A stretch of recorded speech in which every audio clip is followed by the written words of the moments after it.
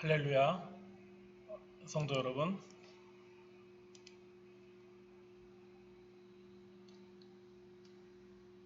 이렇게 여러분들을 만나게 되어서 하나님께 감사드립니다. 길을 가다 보면 현수막이나 어떠한 또 작은 교회에서 요한계시록을 가르쳐 주겠다라는 그러한 문구를 좀 발견하게 됩니다. 그러면 여러분들은 어떤 마음이 드시나요? 부끄럽게도 저는 그런 마음이 듭니다. 혹시 이단 아닐까? 여러분들은 혹시 그런 생각을 안 드시나요? 실제로도 이단이 많이 사용하기는 합니다. 참 이러한 가슴 아픈 현실을 좀 보면서 참 무엇이 잘못됐나? 왜 요한계시록은 이단이 보는 책이 됐나? 분명히 성경에 있는데 왜 이렇게 됐나를 고민하면서 이 말씀을 여러분들과 함께 나누고자 싶습니다.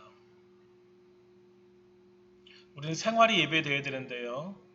저는 일요일을 주일이라고 부르지 않습니다. 일요일은 일요일인 거죠. 제가 일요일 이렇게 얘기했더니 어떠한 성도님이 듣기 싫으셨던 것 같아요. 아니 어떻게 목사님 입에서 주일을 일요일이라고 말하냐? 주일이라고 말해야지.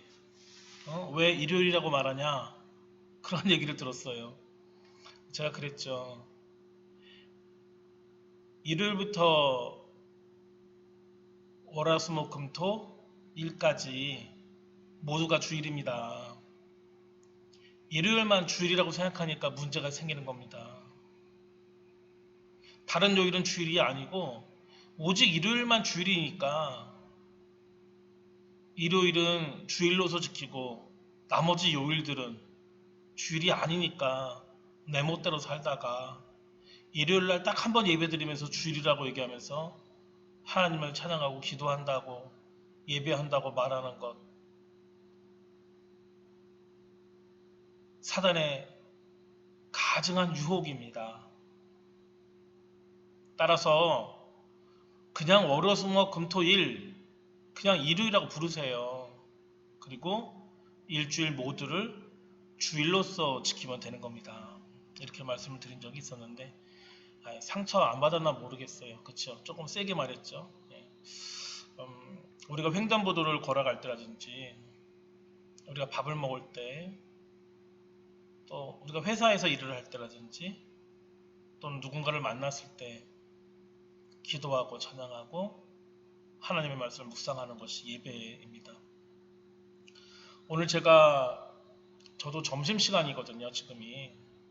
그래서 점심을 빨리 먹고 말씀을 준비하고 이렇게 여러분과 말씀을 나누고 있습니다. 생활이 예배되는 것, 예배가 생활인 것, 기도가 끊이지 않는 거죠. 예배가 끊이지 않는 거죠. 우리 그러한 삶을 좀 살기를 원하면서 이렇게 지금 생활 속에서 예배드리는 하나님께 드리는 이 예배에서 하나님께서 우리에게 허락하신 말씀인 요한계시록입니다. 참 말씀드리기 어렵죠. 요한계시록 1장 3절의 말씀을 제가 먼저 여러분들께 봉독하도록 이렇게 하겠습니다. 이 예언의 말씀을 읽는 자와 듣는 자와 그 가운데 기록한 것을 지키는 자는 복이 있나니 때가 가까움이라.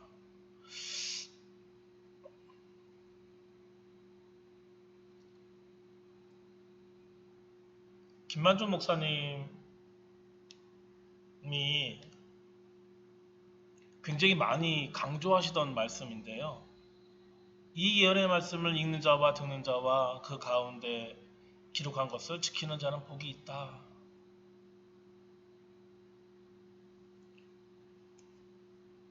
말씀을 듣고 있는 성도 여러분, 우리가 이 말씀에서 꼭 알아야 할 사실이 있는데요.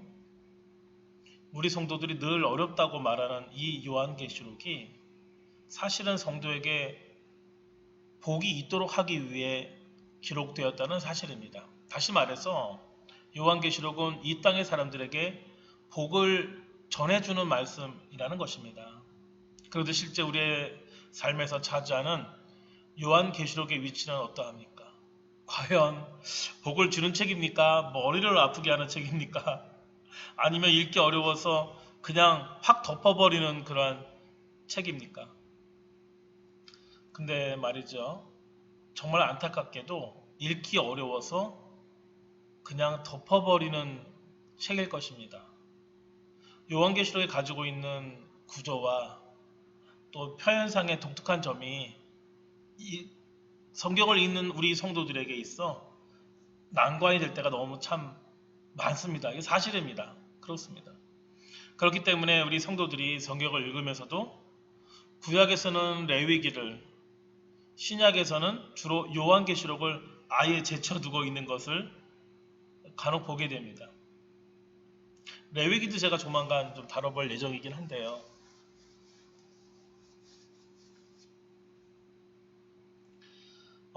또 성경 공부를 해도 이제 보통 교회에서 성경 공부 많이 하잖아요.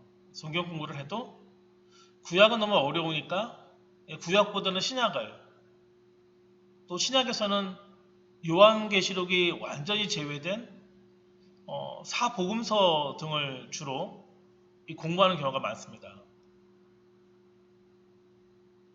왜냐하면 요한계시록은 어렵다고 생각하기 때문입니다.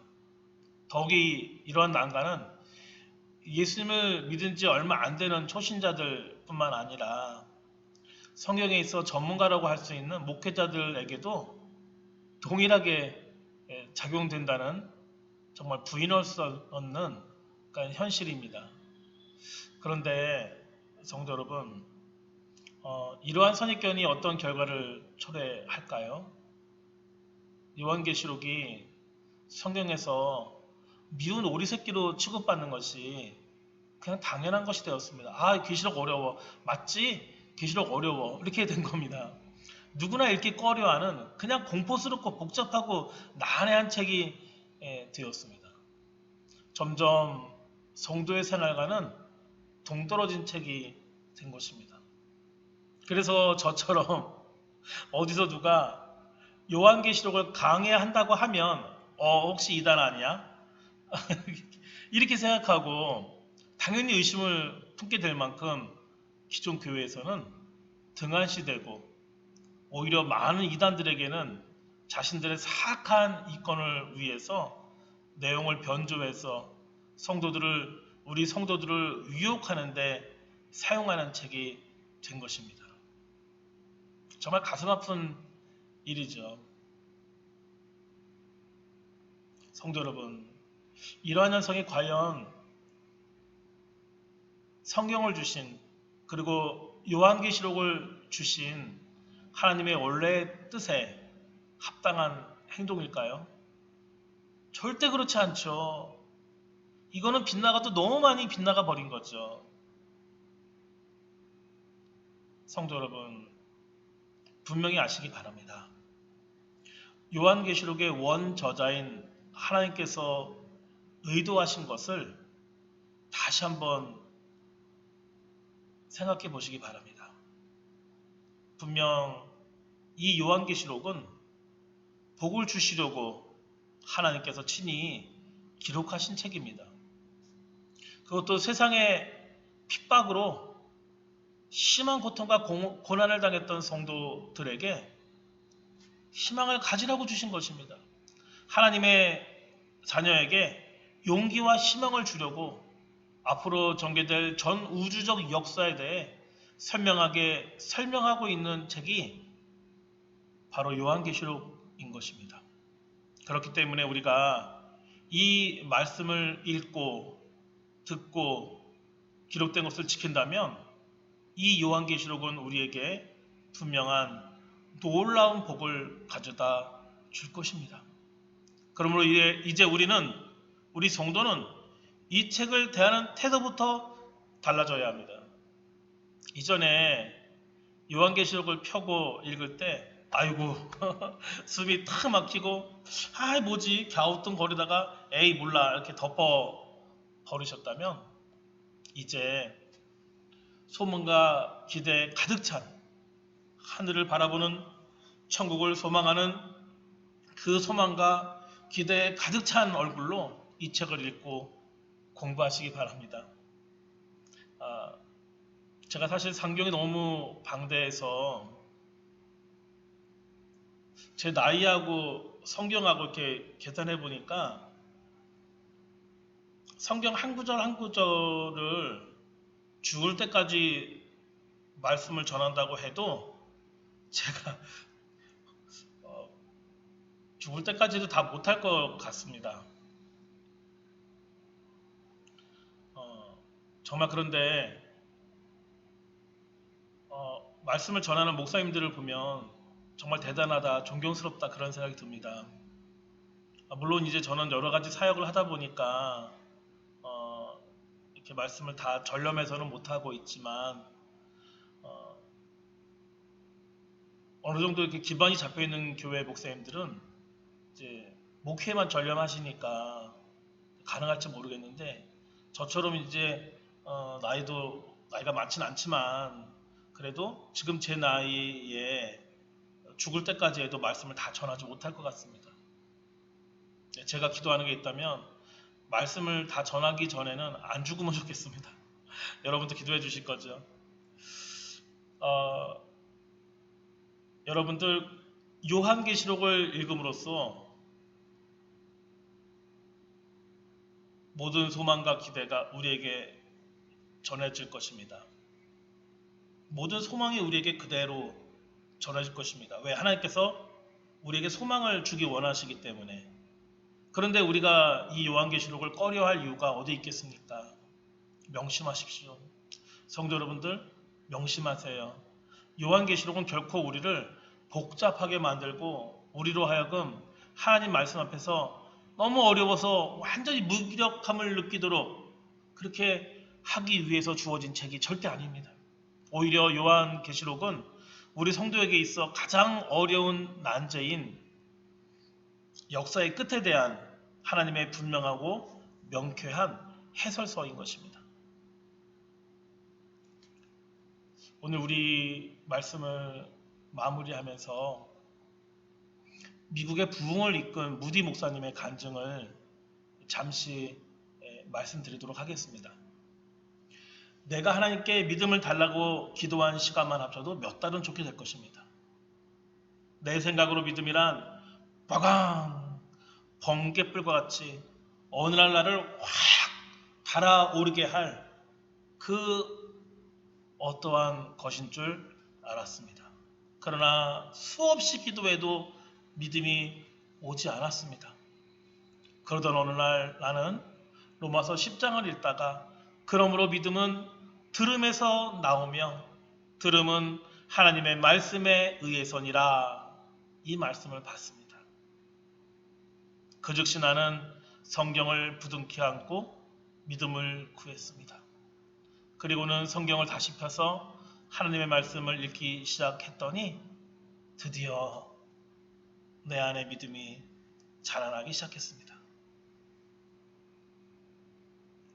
사랑하는 우리 성도 여러분, 무디 목사님의 고백에서 증거되듯이 성경은 성도의 신앙을 굳건하게 하는 놀라운 하나님의 말씀인 것입니다. 부디 성도 여러분 모두 이 복된 말씀을, 이 복을 마음껏 누리시기를 예수님의 이름으로 축복하며 소망합니다. 또 다음 시간에 뵙도록 하겠습니다. 샬롬.